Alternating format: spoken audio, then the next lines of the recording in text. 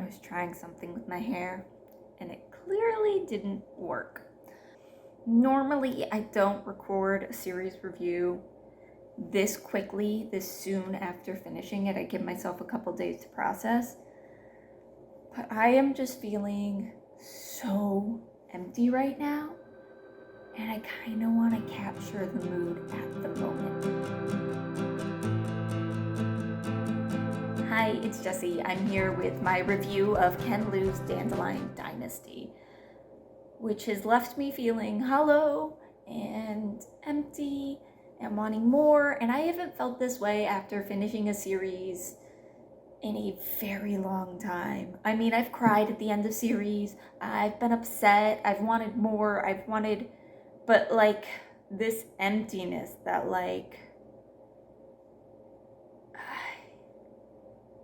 I don't even know how to explain it. I don't know. I put off the end of the last book like so long. Like I was reading last night and could have finished it. I had like an hour left, maybe an hour and a half of the audiobook left, and I could have just finished it. And instead I said no. And then I put it off like all this morning. I was like waiting and I was like, I'm not ready. I'm not ready. And I was right. I wasn't ready. I should get to the actual review, shouldn't I? Okay, starting with the synopsis of this series. Ooh, I think I've described this series a couple times now and I still don't know how to really sum it up because, I mean, it's epic fantasy. Epic fantasy is so hard to explain because the scope is so large. And whatever the inciting incident in book 1 is almost certainly not what's happening by book 3 or 4. But to explain this is about, there is these islands, these series of islands that used to be all their kind of own nations and broken up, but years ago this guy, what's the name of him? Mapidare? Anyway, this guy kind of through conquest united all of these islands, which, you know, made people kind of upset because when you try to mesh cultures together, it doesn't always work out. But years pass, he becomes kind of this tyrannical ruler, and rebellions start cropping up. And we follow a very, kind of in the first book, 2 specific rebellions that kind of, anyway. And we get to follow them, and then we get to see what happens afterwards, and so on and so forth.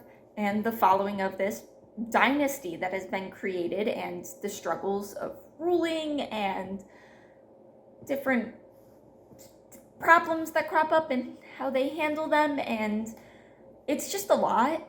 It's huge. It is, and I'm going to say this in a couple different points throughout the review.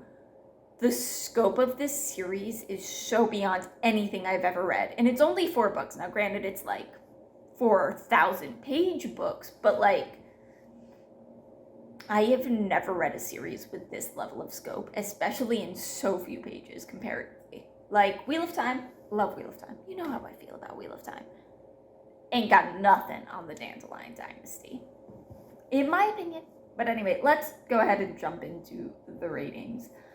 So the characters on this were 10 out of 10. I think by far the biggest strength, definitely the biggest strength of the series is the characters. And if I say that about something later, no, I've just put a lot of thought into it, and it's definitely the characters, probably.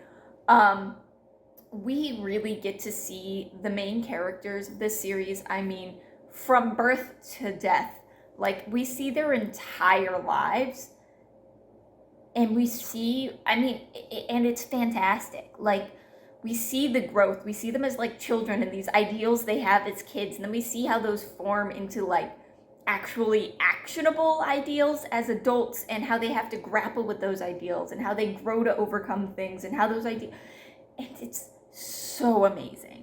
And that's like, not all the characters, obviously we don't get to see that from all the characters. There's like a main chunk of like 6, 5, somewhere in there, characters we get to see that from. But even the characters outside of them, we see so much of them, and we see so much change in them. We see it's so much. I was so attached to these characters, And there were moments before them I was waiting for. I'm also going to highlight the relationships here because, like, I don't really have a specific category it fits into. Ken Liu, outside of actual romance authors, and even maybe with them, but definitely in the category of fantasy, has developed the best romances. And I'm not, like, this is honestly, in my opinion, he has some of the best romance I've ever read in fantasy. Like, the way the characters, there's always something I would call, some people might see as insta-love. I would say is an instant attraction. There is always some sort of spark between, not always, a lot of the couples have some sort of spark between them that start things, but you get to see them grow together so much, and you see why they come to love each other. And it's always, almost always built on mutual respect and admiration. And it was almost every single romance in these books were brilliant. And even the ones that weren't were kind of intentionally not. That's the most I can say about that. But outside of the romance, the relationships themselves between characters, we get a lot of familial relationships, both actual biology, born and raised together family, but also non-biological family that found family, that is just beautiful. And you get to see the struggles of those. Like, you get the biology, the family, siblings that are actually blood related, and you see the tensions there and how that chafes sometimes and the struggles you have to deal with. But also you have that found family, and you get to see how, like, that can be better but also sometimes worse, and all of the relationships are fantastic. And then the one other thing I'm just going to quickly highlight here, because I think it's an important thing to know going into the series, Ken Liu has this really cool style, and I guess I can put this in style, but I'm going to do it now. He introduces characters, you get their backstory. And I like it. Like, you'll get a character and you'll get like a flashback where you spend like half a chapter, a full chapter, getting to know this character and how they got to where they are and why they're there. But he does it for a lot of them. And I think this is a strength. Some people might not like it, where he'll do that for a character and it might be a new main character that you see for the rest of the series, or it might be somebody that showed up for one chapter to do one thing. They might be dead in another 30 pages. I really like it, but it does slow the pace down a lot, and some people might find it jarring, but for me, it was definitely a win. We're 8 minutes in, and I just finished the characters. Great, let's keep on trucking. The plot for this, like I just mentioned, the pacing is very slow. The scope of this is very large, which is, like, intentional, but does slow things down. How much time could I feasibly say? I can't even, like, say, because, like, there is, like, a bit, even excluding the last, like, 2 chapters of the book, which, like, give us almost an epilogue type thing. I mean, this whole thing spans, like, 3 generations, right? In 4 books. So you get, like, it's so huge in scope, but the pacing is kind of slow within that, which is interesting because you could kind of see it going either way. We really get to see some of the day-to-day life of things. And we get to see a lot of the political elements of why things are happening the way they're happening. And I don't even know. I don't know. It's good. I will mention here also, book 1 feels almost like a prequel. I read book 1, took a huge break before getting into book 2. And the reason I did this, if you watched one of my library videos, book 1 ends and it feels like a self-contained story. I'm like, yeah, this story could end here. So I was, like, hesitant to pick up the rest because I hate when I feel that and then the rest of the story just doesn't live up to that first book. But a lot of people encouraged me to read it on, so I did, and I'm glad I did. But there's, like, but there's a time jump between book 1 and book 2.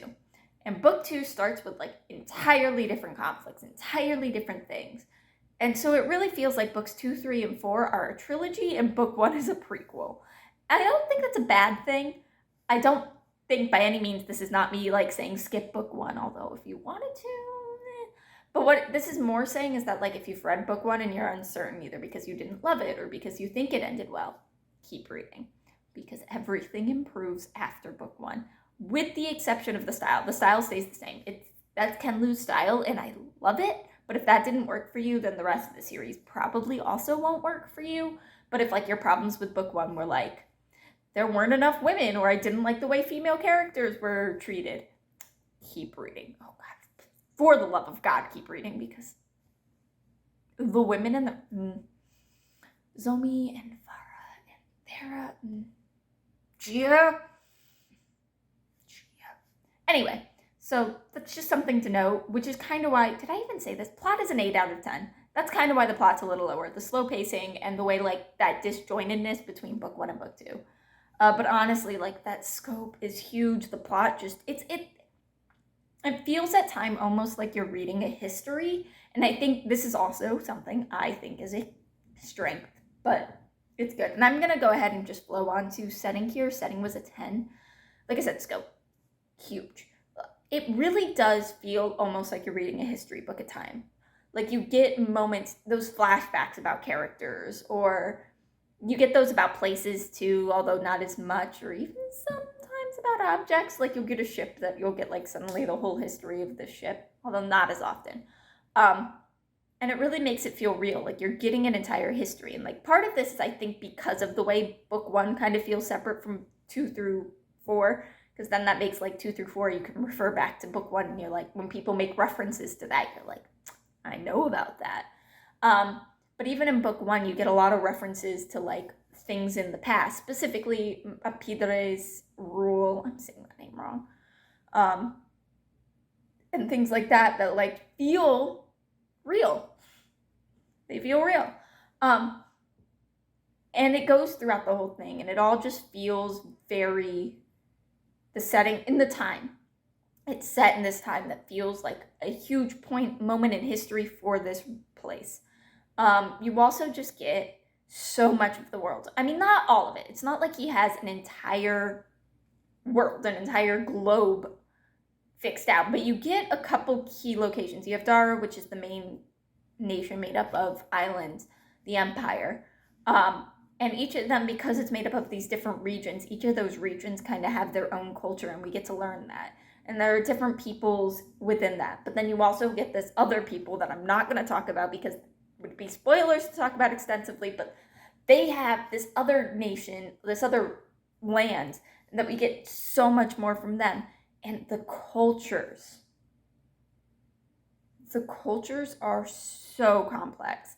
Like, I have never read a series where an author just incorporates history and culture and the nature of storytelling and all of those elements, individual bias, into such a cohesive, not cohesive, because those things aren't cohesive, so cohesive is not the real word for this, but realistic way where you can look at a moment in history that like, we have written record of this thing happening, but we have it written from 3 different perspectives. And if you ask this guy who lived in this place during that, whose grandparents lived in this place during that conflict, he'll have this opinion on it. And this guy who had nothing to do with it will have this opinion on it. And then there's these people who don't even know that history, learning about it and coming up with their own opinions about it. And then you apply that to not just history, but myth and legend. It's so brilliantly done. So brilliant. General appeal for me is a 10 out of 10. I feel like it's pretty obvious when I love a book. I originally had written down a 9 when I was doing this, and I feel like I try to pull myself back, and I'm like, this is not objective. This is my subjective feelings, and right now, I love it so much. Like, I don't want to bandy the word new favorite series around too much. But rating style is also a 10 out of 10. This is such an incredibly unique style. I don't think I've ever read anything remotely like this, which I think I've made very clear.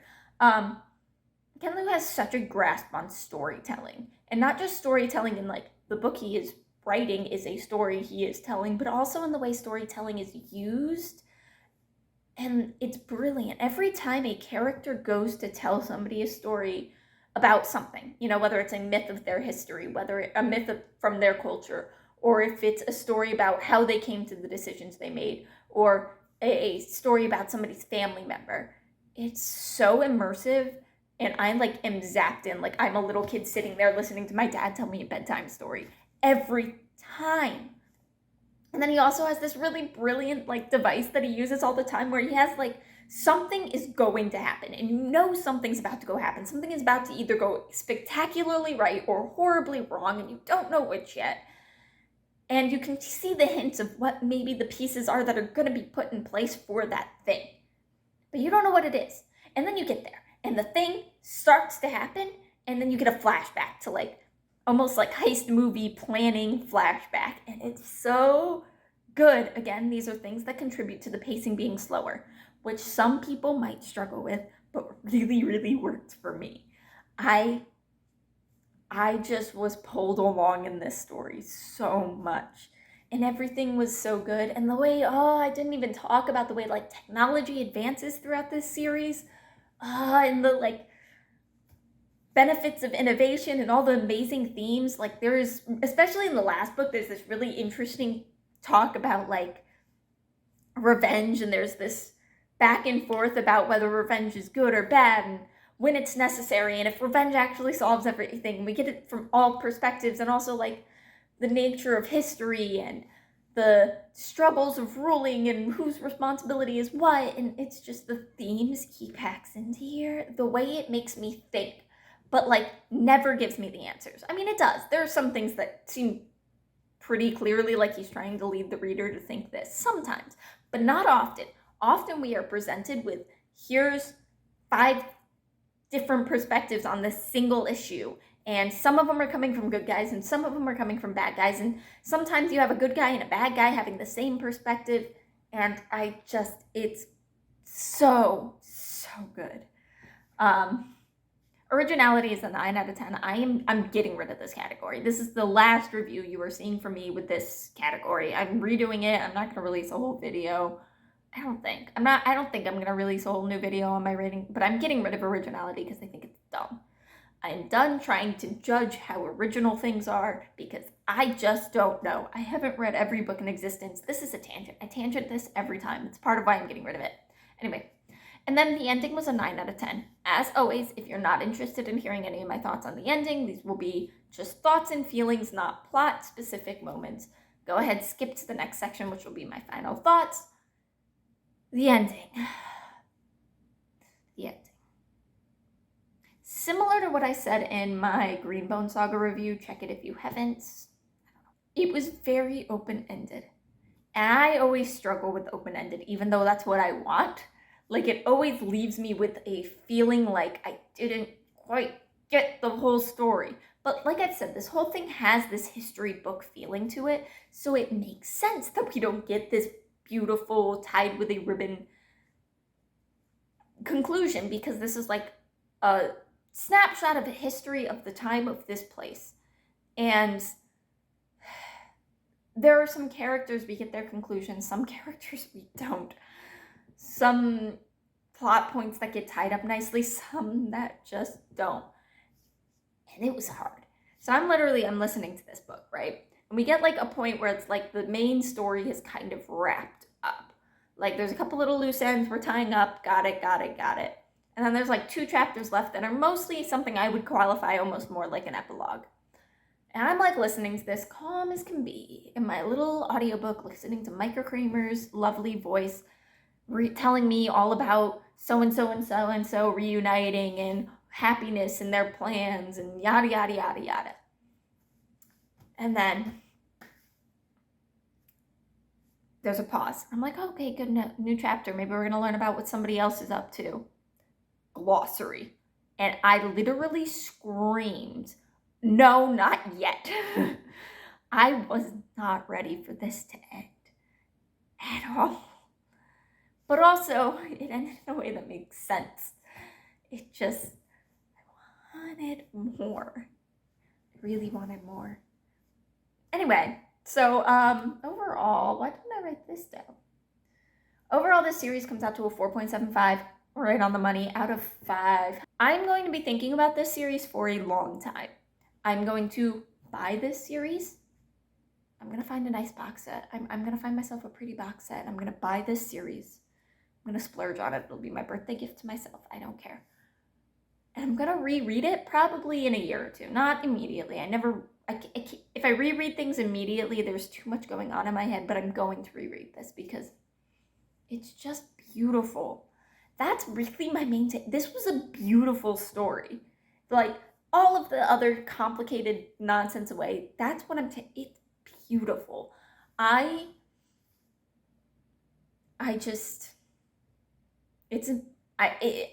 don't even have words anymore. I think I've got out as much as I can. This was a mess. This is probably the longest review I've done, but it needed it. It deserved it. And thank you to that librarian that recommended The Grace of Kings to me, because really you have done me a great, amazing service. Y'all support your local libraries. They're amazing.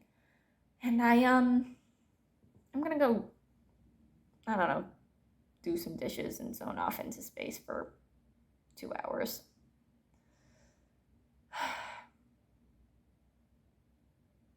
I know I need to do the sign-off stuff, the like and subscribe, leave me a comment. I just can't. Love y'all. Bye.